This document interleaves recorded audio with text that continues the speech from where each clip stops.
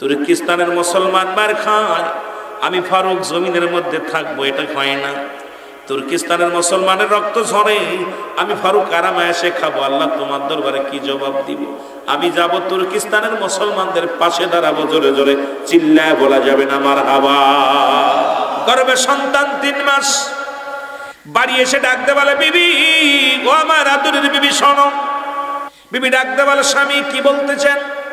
বলে, বিবি রে, তুর্কিস্তানে মুসলমান মার খায়, তুর্কিস্তানে মুসলমানদের রক্ত জমিনের মধ্যে ঝরে।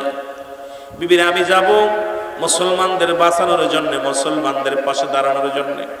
আমার এক মুসলমান মার খেয়ে রক্তাক্ত হয়ে জমিনের মধ্যে পড়ে থাকে, আমি রব্বে কারিমের কাছে কি জবাব দিব? বিবিরে আমি যাব তুর্কিস্তানে যাব, যুদ্ধের ময়দানে যাব। বিবি ডাকতে বলে, স্বামী আপনি তুর্কিস্তানে যাবেন? আমি নতুন বিবি, সবে মাত্র আমাকে 3 মাস হলো বিয়ে করেছেন, 3 মাস আমাকে বিয়ে করেছেন, গর্ভে সন্তান 3 মাসের। এখন যদি আপনি যুদ্ধের ময়দানে যান, আমার কি অবস্থা হবে আপনি জানেন না। যদি সন্তান, নবাগত সন্তান দুনিয়ার মধ্যে যদি আসেন, তার কি অবস্থা হবে আপনি যদি না জানি আপনি মারা যান, যুদ্ধের ময়দানে যে মারা যান, না জানি আপনি দুনিয়া থেকে চির বিদায় হয়ে যান, তখন কি হবে রে বিবি? তখন হযরতে ফারুক বললেন, বিবি রে, মাত্র 6 মাসের জন্য আমি যুদ্ধের ময়দানে যাচ্ছি, যদি বেঁচে থাকি বিবি দেখা হবে, আর যদি মারা যায় বিবি রে তুমি আমারে ক্ষমা করে দিও, আমি যাইতেছি তুর্কিস্তানে মুসলমানদের পাশে দাঁড়ানোর জন্য। জোরে জোরে বলো মারহাবা। মুসলমান শুনে নাও, ডাকতে বলে, বিবি এই নাও 40টা দিনার, 40টা মোহর আছে আমার কাছে, এই মোহরগুলো নাও। বিবি রে তোমার কাছে একটা দাবি করে যাই, যদি আমার পৃথিবীর মধ্যে, বিবি রে আমি যদি যুদ্ধের ময়দানে যাই, যদি শাহাদতের পেয়ালা পান করি, বা যদি আমি জেলখানায় ধরা পড়ি, না জানি তুর্কিস্তানের জেলে আমাকে আক্রমণ করবে, না জানি আমাকে মেরে ফেলবে, তোমার কাছে কয়েকটা কথা বলে যাই রে বিবি। তার মধ্যে 1 নাম্বার শুনে নাও, বিবি রে যদি আমার ছেলে সন্তান হয়, তুমি তার জগৎ বিখ্যাত একজন আলেম বানাবা। যদি একটা ছেলে সন্তান হয়, জগৎ বিখ্যাত একজন আলেম বানাবা। যদি মেয়ে সন্তান হয়, এই মেয়েটাকে তুমি পর্দায় মানুষ করবা, কোরআন হাদিস তাকে শিক্ষা দিবা, একজন আল্লাহওয়ালা মানুষের সঙ্গে বিবাহ দিয়ে দিবারে বিবি। ও বিবি, যদি আমার কন্যা সন্তান হয়, খবরদার দুনিয়ার মানুষ যেন তার রূপ যৌবন না দেখতে পারে রে। যখন সে বড় হবে রে বিবি, তখন একটা আদর্শবান ইমানদার একটা ছেলের সঙ্গে বিবাহ দিয়ে দিবা। ও বিবির এই কথা বলিয়া, আর বিবিরে তোমার দিকে নজর রাখবা। আমি বিদায় নিলাম, রওনা হয়ে যাব। মুসলমান হযরতে ফারুক যখন রওনা হয়ে যাবে, ফারুকের বিবি চোখের পানি ছেড়ে কান্দে, পায়ের মধ্যে পড়ে কান্দে, স্বামীরে আমি নতুন বিবি, ও আমার স্বামী রে, আমি যদি আমাকে আপনি রেখে যদি চলে যান, আমার কি হবে রে? পৃথিবীতে আমার স্বামী ব্যতীত পৃথিবীর মধ্যে আর কিচ্ছু বুঝি না আমি। ও আমার স্বামী, দুনিয়া আমার জীবন সব আপনাকে অর্পণ করে দিলাম। স্বামীরে আপনি বিহনে আমার কে দেখবে? আমার জীবনটা বরবাদ হয়ে যাবে। স্বামীরে আপনাকে বিহনে আমি থাকতে পারবো না, আপনাকে ছাড়া আমি রাত থাকতে পারবো না, আপনাকে ছাড়া আমি পৃথিবীর মধ্যে বাঁচতে পারবো না। স্বামী ডাকতে বলে, হযরত ফারুক ডাকতে বলে, বিবি আরে তোমার চাইতে আমার রাসূলুল্লাহ পৃথিবীর সবচেয়ে প্রিয় রে। বিবি রে, তোমার ভালোবাসায় যদি আমি মুগ্ধ হয়ে থাকি, রব্বে কারিমের কাছে কি জবাব দিব? ওই তুর্কিস্তানের মুসলমান নির্যাতিত হয়, তুর্কিস্তানের মুসলমান মারে খায় রে বিবি, তুর্কিস্তানের মুসলমানের রক্ত ঝরে জমিনের মধ্যে। বিবি রে, আমি তোমার প্রেমে পড়িয়া যদি আমি ঘরে থাকি রে বিবি, রব্বে কারিমের কাছে কি জবাব দিব? আজকে মুসলমান ফিলিস্তিনের জমিনে রক্ত ঝরে, আরে এইটা দেখি আজ কোন মুসলমানের যদি চোখে পানি না আসে। প্রতিনিয়ত যখন ফেসবুকের মধ্যে, মোবাইলের মধ্যে দেখি, ধৈর্য ধরা যায় না, কত শিশুগুলো ছোট ছোট অবশিশুগুলো ক্ষুধার যন্ত্রণায় রক্তাক্ত অবস্থায় ঘাস ছিঁড়ে ছিঁড়ে খায়। কত অবসন্তান ওই প্রাচীর ভেঙে জমিনের মধ্যে পড়ে আছে। ছোট ছোট মাসুম বাচ্চার লাশগুলো কুকুর শিয়ালে খাইতেছে। আরে ফিলিস্তিনের জমিনের, গাজ্জার জমিনের ওই দৃশ্য দেখা পর যদি কোনো মুসলমানের হৃদয় না কাঁদে, আমি মনে করি সে মুসলমান তো দূরের কথা, সে কেমনে মানুষ হয় রে। রব্বে কারীম,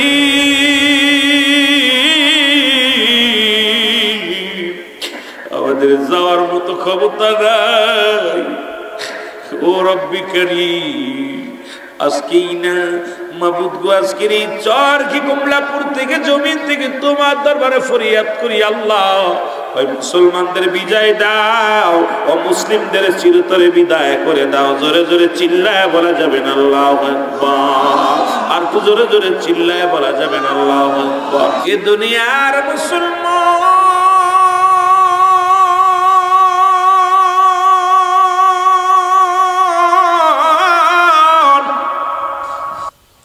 হযরতে ফারুক ডাকতে বলে, বিবি রে, তোমার কাছে অনুরোধ করি রে বিবি, চোখের পানিটা মুছে ফেলো, আমি যাব যুদ্ধের ময়দানে। তুমি বিদায় দাও, বিদায় দাও, আমারে বিদায় দাও। ফারুকের বিবি বলে, স্বামী রে, আপনাকে আমি বিদায় দিলাম, তবে দোয়া করি রব্বে কারীম যেন আমার বুকে আপনাকে অতি ফস করে ফিরায় দেয়। ফারুক ডাকতে বলে, বিবি রে, তুমি এই দোয়া করো না, তুমি এমন দোয়া করো আমি যেন সত্য ইসলামের জন্য, মুমিন বান্দাদের জন্য, মুসলমানদের জন্য আমার জীবনের বিনিময় হলো যেন ইসলামটাকে জিন্দা করতে পারি, তুমি সেই দোয়া করে দিও। আমি যেন ওই নিরীহ, ওই কোথায় তুর্কিস্তানের মুসলমানদের পাশে দাঁড়াইয়া হাসি মুখে আমার জীবনটা কুরবানি করতে পারি। জোরে জোরে চিল্লায় বলা যাবে না সুবহানাল্লাহ? আমার ভাইয়েরা, আমার বন্ধুরা, আমার গভীর মনোযোগ।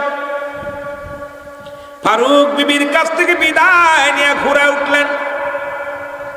40টা মোহর দিয়ে গেলেন বিবির কাছে দিয়া। ফারুক ঘোড়ার পিঠে উঠিয়া ঘোড়াকে চাবুক মারলেন, ঘোড়া দৌড় শুরু করল।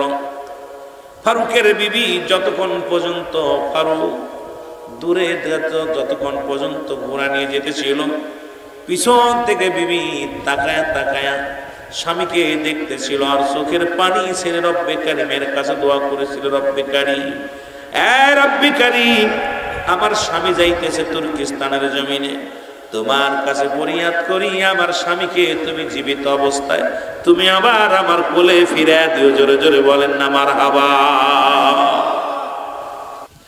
যতক্ষণ পর্যন্ত স্বামী চোখের আড়াল না হলো, তুর্কিস্তানের উদ্দেশ্যে রওনা হয়ে গেল, ততক্ষণ পর্যন্ত বিবি দরজায় দাঁড়ায়া দাঁড়ায়া তাকায়া তাকায়া চোখের পানিগুলো দরদর করে জমিনের ভিতরে ফেললো। একবারও ফারুক পিছন দিকে তাকান নাই, একবারও বিবির দিকে তাকায় নাই। ডাকতে বলে, রব্বে কারীম, এখন যদি বিবির কান্না, বিবির ওই কান্না মাখা মুখখানা দেখি, হয়তো বিবির প্রতি মায়া এসে যাবে, দুনিয়ার প্রেমে আমি পড়ে যাব। রব্বে কারীম, আমি মুসলমানদের পাশে দাঁড়াইতে পারবো না। গোটা মুসলমান তুর্কিস্তানের মুসলমান মার খায়, আমি আজকে বিবির সুন্দরী বিবির মায়ায় যদি পড়ে যায়, আমি তো তুর্কিস্তানে যাইতে পারবো না। একবারও বিবির দিকে তাকায়া দেখে নাই। এই যুবক কি করলেন? মদিনাকে ভালোবেসে, রব্বে কারীমকে ভালোবেসে, ইসলামটাকে ভালোবেসে, কারণ যখনই পড়েছি আইয়ুহাল্লাযীনা আমানু, হে ঈমানদার বিশ্বাসীরা, আদখুলু ফিস-সিলমি কাফা, এ মুসলমান শুনে নাও, আল্লাহ কা ঈমানদারেরা, বিশ্বাসীরা শোনো, তোমরা কি করো? পরিপূর্ণভাবে দাখিল হও কিসের মধ্যে? ইসলামের ভিতরে। এখন ইসলামের আবিধানিক শাব্দিক কত 80 থেকে 82টা। এই তাফসীর কারক যদি কোনো মুফতি সাহেব আপনার এলাকায় আসেন, যদি কোনো তাফসীর কারক আসে, আপনাকে আমি অনুরোধ করবো, হুজুরকে বলবেন, হুজুর এই একটা আয়াতের তাফসীর করেন, কারণ এই ইসলামের আবিধানিক কত হলো 80 থেকে 82টা। ইসলাম মানে নিজে না কে অন্যরে খাওয়ানো, ইসলাম মানে নিজে না ঘুমানো কম পারানো, ইসলাম মানে নিজে দুঃখী থেকে অন্যরে সুখে রাখা, ইসলাম মানে একত্ববাদ, ইসলাম মানে শান্তি, ইসলাম মানে নারীর সতীত্ব পাহারা দেওয়া, ইসলাম মানে পৃথিবীর মধ্যে নিজে দুঃখে থেকে অন্যরে সুখে রাখা। এখন 80 থেকে 82টা অর্থ যদি ইসলামের হয়, তুমি তাফসীর কারক হয়ে কেমনে তুমি বিরোধিতা করো ওলি আল্লাহ, কেমনে তুমি বিরোধিতা করো মুসলমানদের, কেমনে তুমি বিরোধিতা করো সমাজের? কারণ তোমার দ্বারাই কোনোদিন পার্সিয়ালিটি করা সম্ভব হবে না। জোরে বলেন ঠিক কিনা? এই দুনিয়ার মুসলমান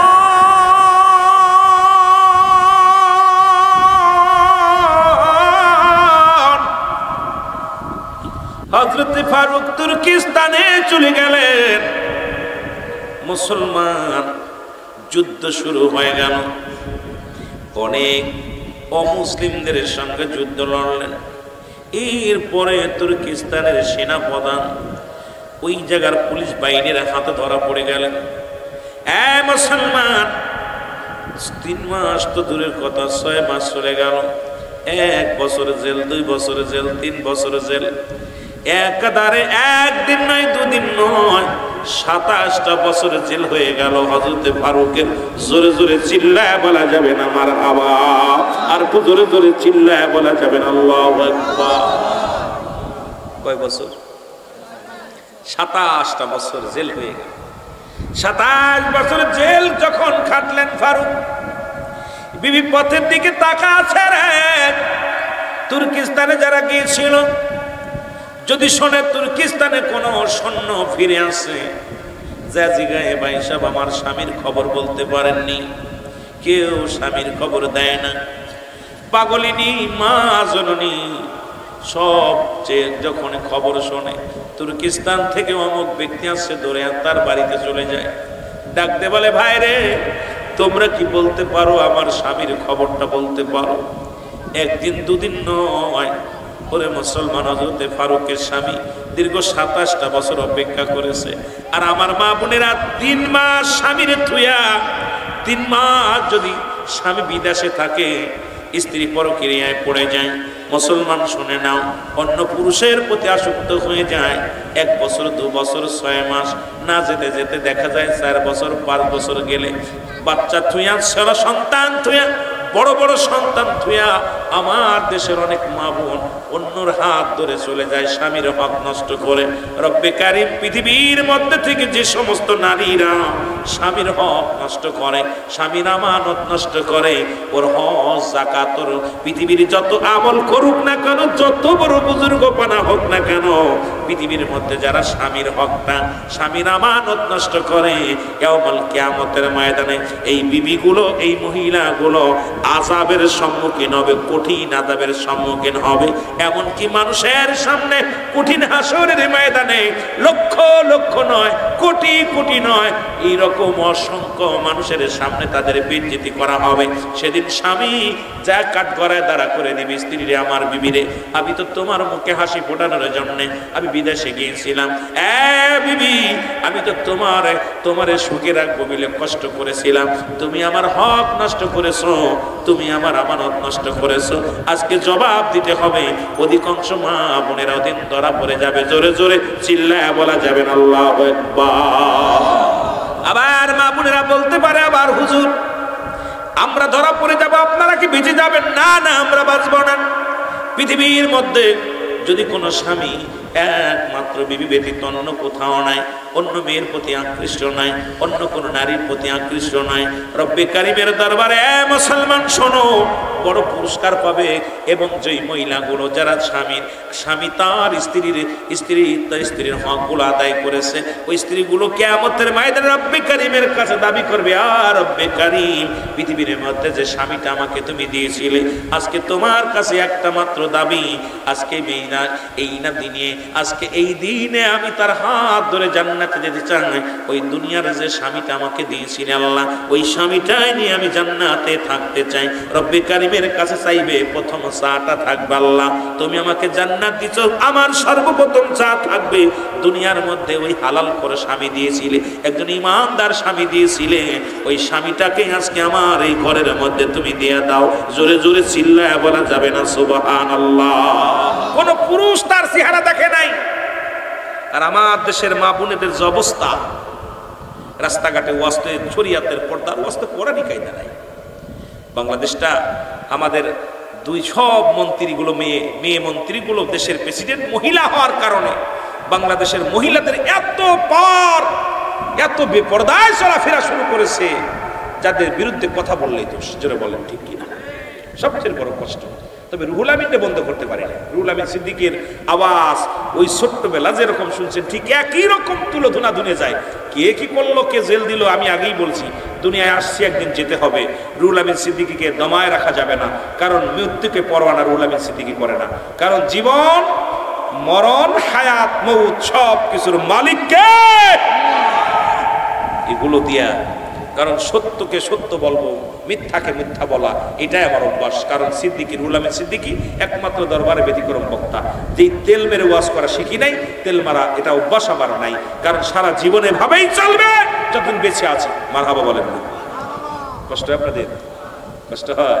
কত ভয় দিছে, কত বাবা মেরে ফেলার হুমকি দিছে, কত যে থ্রেট পায়। মাঝে মাঝে মা যখন শুনতে পায়, বাবা মাঝে মাঝে আফসোস করে, বাজার কথাবার্তা হিসাব করে বলো। মা বলে বাবা কথাবার্তা হিসাব করে বলো। বাবা, আরে মা বাবা আপনারা তো জন্ম দিচ্ছেন সার্থক, যে আমি যদি ইমান নিয়ে মরতে পারি আর যদি বেঈমান মুনাফিক হয়ে মারা যায় জবাব দিবেন কি? আল্লাহর কাছে জবাব দিতে পারেন। আর আমি যদি ইমান নিয়ে সত্যের পরটাল থেকে মরতে পারি জবাব দিতে পারেন আল্লাহর দরবার, আল্লাহ আমি আমার সন্তান জন্ম দিয়েছিলাম, এই সন্তান ইমান নিয়ে মারা গেছে, ইমানের জন্য মৌতকে ভয় পায় নাই, সত্যকে সত্য বলে জীবন দেয়া গেছে, আপনি আল্লাহর দরবারে প্রাইজ পাবেন। সুবহানাল্লাহ বলেন না?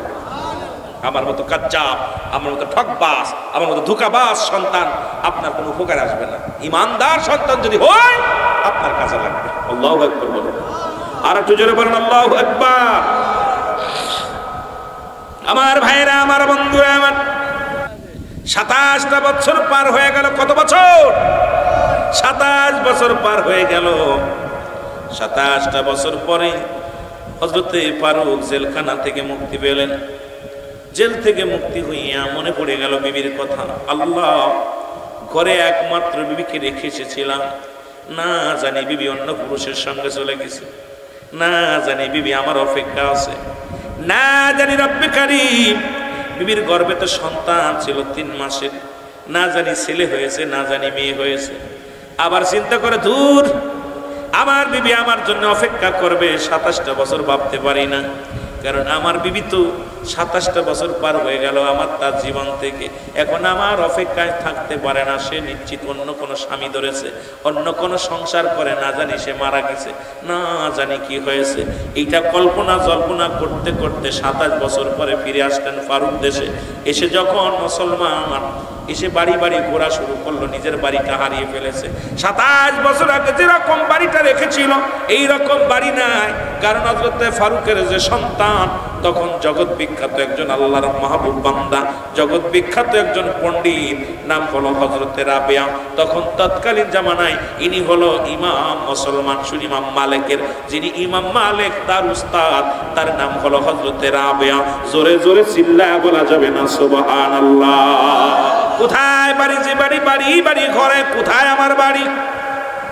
এ মুসলমান শোনো, হঠাৎ মুসলমান ওদিন ছিল জুম্মার নামাজ, জুম্মার নামাজের খুতবা দেয় হযরতে ফারুকের ছেলে, নাম হলো হযরতে রাবেয়া। ফারুকের ওইদিন জুম্মার নামাজ পড়ার জন্যে মসজিদের মধ্যে গেলেন। এত সুন্দর আলোচনা করে, আল্লাহর কাছে ফরিয়াদ করে, আল্লাহ আজকে যদি আমার ছেলেটা বেঁচে তো, আমার যদি ছেলে হতো, আমার বিবি, আমার ছেলে হয়তো এইরকম বড় আলেম হতো। মনে মনে কয়, মনে মনে কয়, কথাগুলো বললে হয়তো হুজুর বলবেন ওই শিয়াবের বাবা আমার হাতের মধ্যে দিয়ে মাদ্রাসায় বলেছিল, দাদু ভাই জীবনে কিচ্ছু চাই না তোমার কাছে, আমার শিয়াব যেন বড় আলেম হয়, আমার শিয়াব যেন যেদিন বক্তা হবে, যেদিন মাঠে ময়দানে আলোচনা করবে সেদিন আমি গর্বিত, আমি তুফাজ্জেল, সেদিন তোমার জন্য প্রাণ ভরে দোয়া করবো দাদু ভাই, যেদিন আমার সন্তান আত্মসী দরবারে দাঁড়ায় দাঁড়ায় ওয়াজ করবে।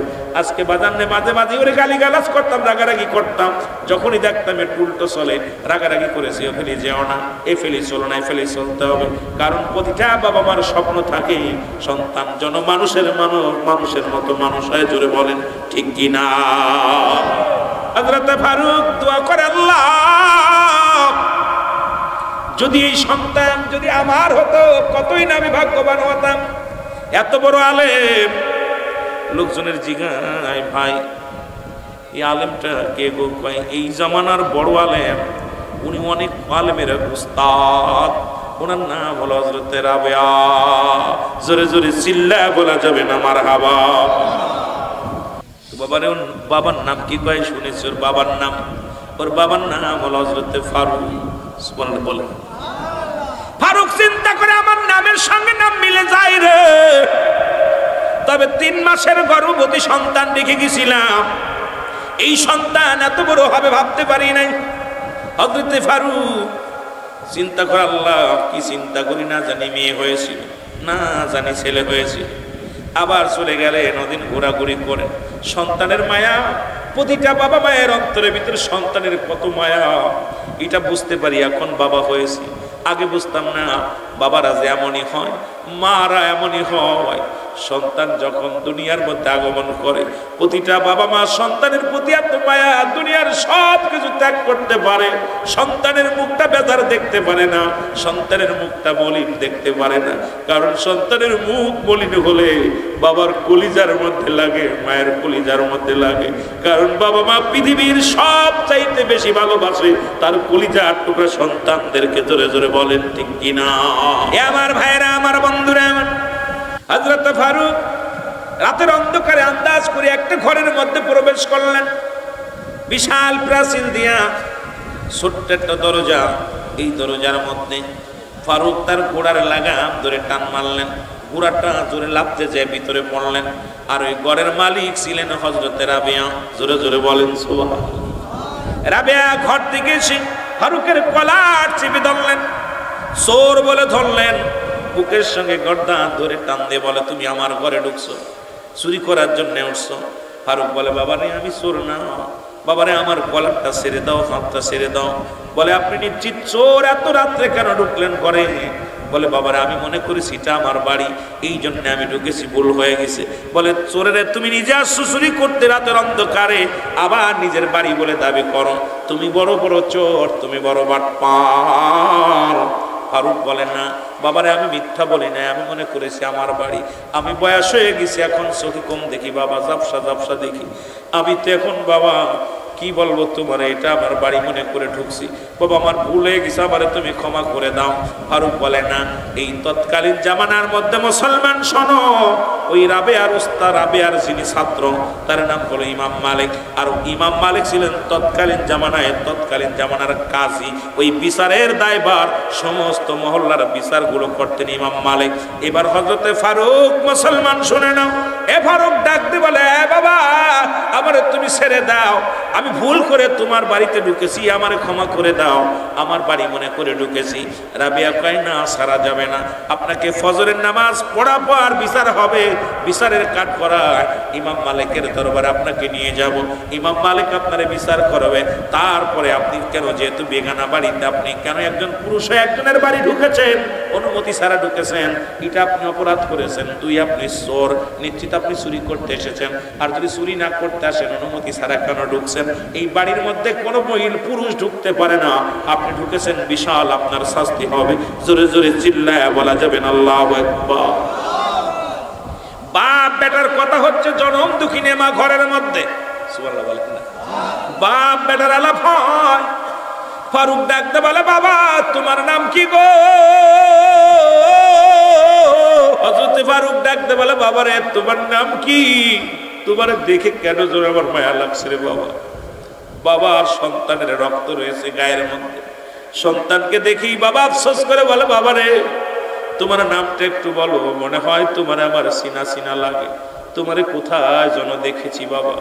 বাবারে তোমার নাম কি? বলে আমার নাম শুনে আপনার কাম কি? আপনি একজন চোর। বলে বাবার এই জন্য শুনি, আরে আমারও একটা সন্তান আমি রেখে গেছি, আমার নাম। এবার হযরতে রাবিয়া বলে আপনার পরিচয়টা দেন, আপনি যে কি? বলে আমার নাম হযরতে ফারুক। তুর্কিস্তানের যুদ্ধ শুরু হয়েছে, মুসলমানদের রক্ত ঝরে, অসংখ্য মুসলমানদেরকে কুরবানি করা হয়, অসংখ্য মুসলমানদেরকে মারা হয় রে। মুসলিমেরা কাফিররা মুসলমানদের আক্রমণ করে। এটা শুনিয়া ইমাম সাহেব ওয়াজ করেছিল, আমি সঙ্গে সঙ্গে রওনা দিয়েছিলাম। আমি যাবার আগে আমার বিবিকে রেখে গেছিলাম, আমার বিবির নাম আমার 3 মাসে গর্ভবতী বিবিরে রেখে গেছিলাম। সেই বিবির গর্ভে যদি সন্তান হতো রে বাবা, হয়তো তোমার মতো এত বড় হতো। ও বাবা, আমার বিবির খোঁজ নাই, আমার ছেলে হয়েছে না মেয়ে হয়েছে আমি কিচ্ছু জানি না। আমি আজকে 27 বছর পরে দেশে ফিরে এসেছি, আমার বাড়িটা পর্যন্ত আমি ভুলে গেছি, বাড়িটা আমি চিনি না। এইটা যখন কথা বলা শুরু করেছে, ভিতর থেকে জনম দুঃখিনী মা ফারুকের বিবি স্বামীর মুখে যখন বিবির কথা শুনছে, দৌড়াইয়া ঘর থেকে দৌড়াইয়া স্বামীর পায়ের মধ্যে পড়ে হাউমাউ করে কাঁদা শুরু করে দিছে। জোরে বলো আল্লাহু আকবার। রাবিয়া ডাকতে বলে মা, মা গো, তুমি জীবনে তো মা কোনদিন কোন বেগানা নারী পুরুষের চেহারা দেখো না। ও মা, আজকে তুমি একজন বেগানা পুরুষ, তাও আমার বাড়িতে চুরি করতে এসেছে, তার তুমি পায়ের মধ্যে পড়ে গেলে। মা একটা থাপ্পড় লাগাই দিছে মুখের মধ্যে। থাপ্পড়টা লাগায় দেখো রাবিয়া রে, তুই কাকে কি বলতেছিস? আরে তো সেই লোক না রে বাবা, শোন, ইনি আর কেউ নয়, ইনি আমার স্বামী, ইনি হলো বাবা রে তোমার আব্বা জান, তোমার জন্মদাতা পিতা, আইনার নাম হলো ফারুক, আর আমি হলাম তোমার মা। 27টা বছর আমার স্বামী আমার কাছে নাই, 27টা বছর বুকে ধারণ করেছি আমার স্বামীর ভালোবাসা, সেই স্বামীর ভালোবাসা নিয়ে 27টা বছর কাটিয়ে দিছি তোমাকে বুকে নিয়ে। আরে বাবা, তোমাকে বলেছিলাম আমার স্বামী মারা গেছে, তোমার বাবা মারা গেছে, 27 বছর পরে তোমার বাবা ফিরে আসে। রাবিয়া পায়ের মধ্যে পড়ে কান্দে, বাবা গো আমারে মাফ করে দাও। রাবিয়া কান্দে, বাবা আমি আপনাকে চিনতে পারি না, আপনি আমাকে ক্ষমা করে দিবেন, আমি আপনাকে চিনতে পারি না। বাবা গো, মার মুখে অনেক কথা শুনেছি বাবা গো, আর 27টা বছর আপনি শুনেছি, আপনি 27 বছর পরে ফিরে আসেন। আজকে আপনাকে পেয়ে আমি সব চাইতে খুশি বাবা।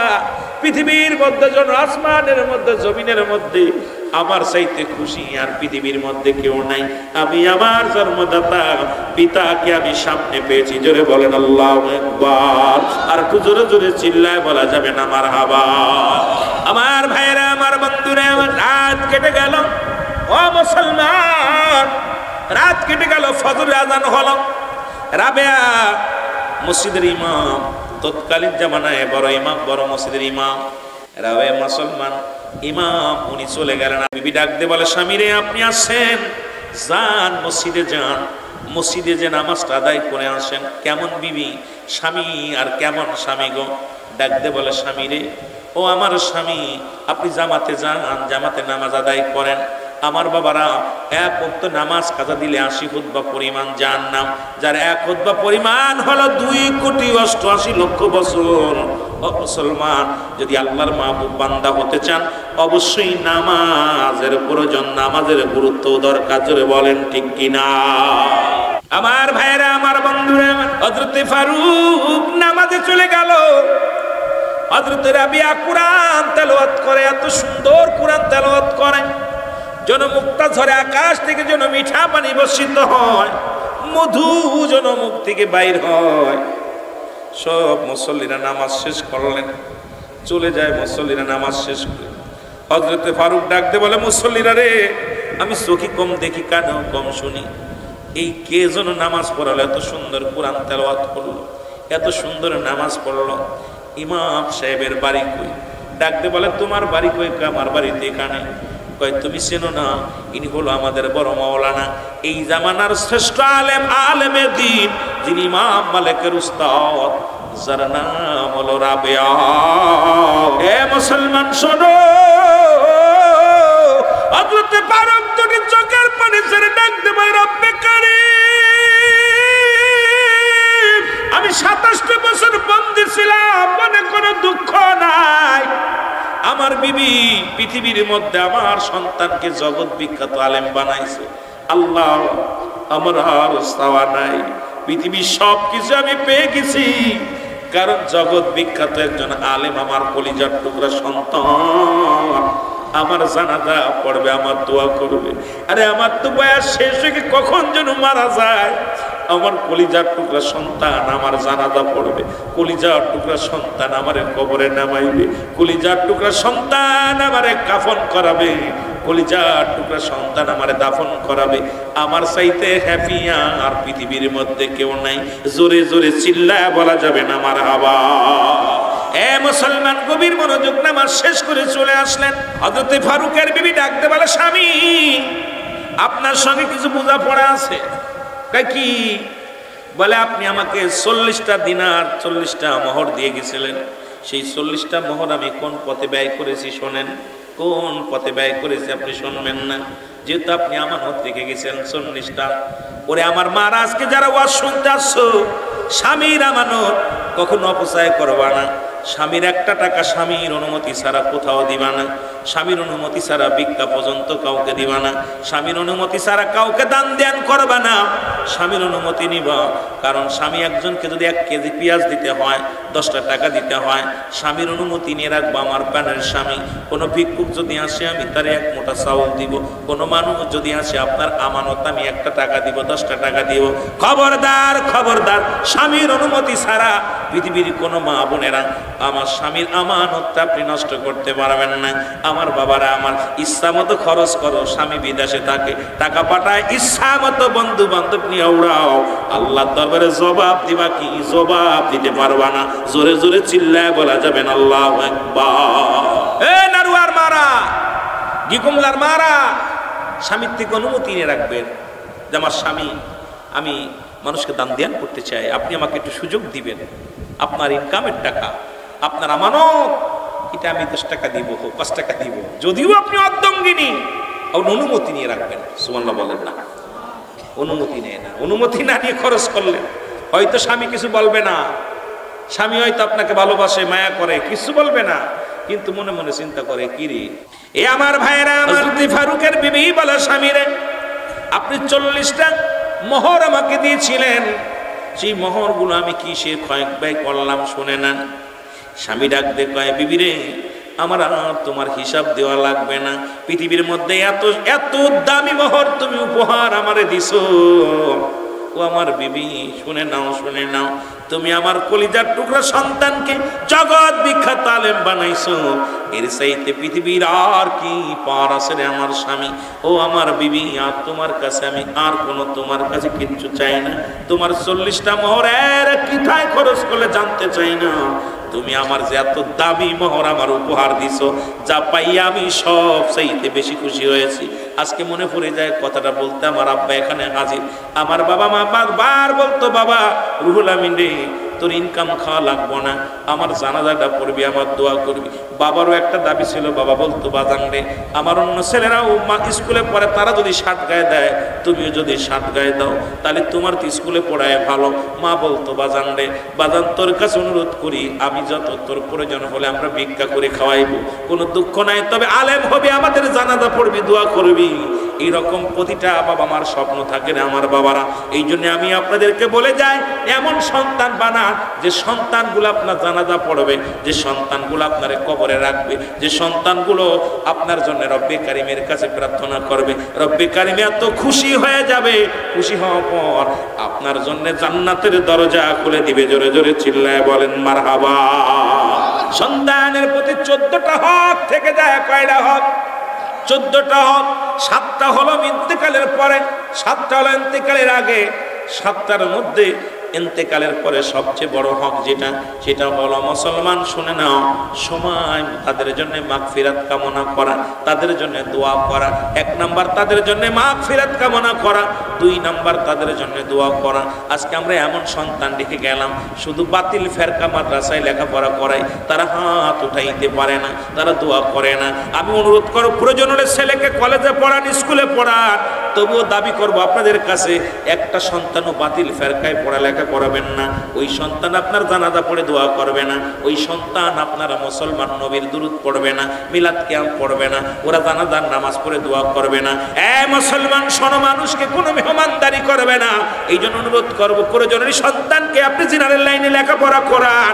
ওই সন্তান দেখবেন আপনার জন্য চোখের পানি ফেলবে, আপনার জন্য মায়া করবে। কিন্তু একবার বাতিল ফেরকা যদি হয়ে যায়, জীবনেও আপনার কেঁদে লাভ হবে না। তখন মনে বড় আশা করেছেন এই ছেলে আমার জানাজা পড়বে, এই ছেলে আমার জন্য দোয়া করবে, দেখবেন জানাজার নামাজ পড়ে কবে দোয়া করা জায়েজ নাই, রাসূলের দুরূদ সালাম পাঠ করবে না, তারা মানুষকে চল্লিশা খাওয়াবে না, তারা নবীকে নূর মানবে না, তারা নবীকে হাজের নাজের মানে না, নবীর মিলাদ তারা পড়বে না। এই জন্য আমার ছোট্ট একটা দাবি করে যাব, যেহেতু আপনাদের মাঝে আমি ছোট্টবেলা থেকে মানুষ হয়েছি, আপনাদের কলিজার টুকরা সন্তানদেরকে বাতিল ফেরকা কোনো মাদ্রাসায় লেখাপড়া করাবেন না, যেন বাতিল ফেরকা না হয়। আপনার নিজের, ওই আমার বাংলা ভাষায় একটা প্রবাদ বলে, নিজের নোড়া নিজের পাটা আমার ভাঙ্গে দাঁতের গোড়া। কারণ এমন একটা সময় আসবে ওই সন্তানের জন্যই জাহান্নামে যা লাগবে, জোরে বলেন ঠিক কিনা? ওরা এমন ফতোয়া দিবে আত্মসিজাও বন্ধ হয়ে যাবে, ওই পিঠটি ধরা লাগবে না, ওটা আবার কি হালুয়া। আমি আজকে যে আলোচনা হযরতে ফারুকের বিষয়ে বললাম, এর একটা হাকিকত হলো এখন আসছে যে কোনো মুহূর্তে জিহাদের ডাক আসতে পারে। জিহাদ মানে প্রচেষ্টা করা, জিহাদ মানে চেষ্টা করা। কারণ আমাদের চেষ্টা করতে হবে, যদিও মনে মনে চেষ্টা করো, যদি আমরা অস্ত্র নয়, বোমা নয়, আমরা স্ত্রী পুত্র ভালোবাসা ত্যাগ করে আমরা তাকাবো মদিনাওয়ালার দিকে, আমরা তাকাবো রব্বে কারিমের দিকে, আমরা তাকাবো শেষ বিচারের চিন্তা করে। আমরা ফিলিস্তিন আজকে জর্জরিত, ফিলিস্তিনের জন্য দোয়া করব, আজকে ভারতের মুসলমানদের জন্য দোয়া করব। যদি পারি যে কোনো মুহূর্তে যেমনি পারি, যেখান থেকে যেমনি পারি, মুসলিম মিল্লাতের জন্য, মুসলিম উম্মার জন্য আমরা দোয়াটা পর্যন্ত করব। জোরে জোরে বলেন ঠিক কিনা? আর একটু জোরে জোরে চিল্লায় বলেন আল্লাহু আকবার।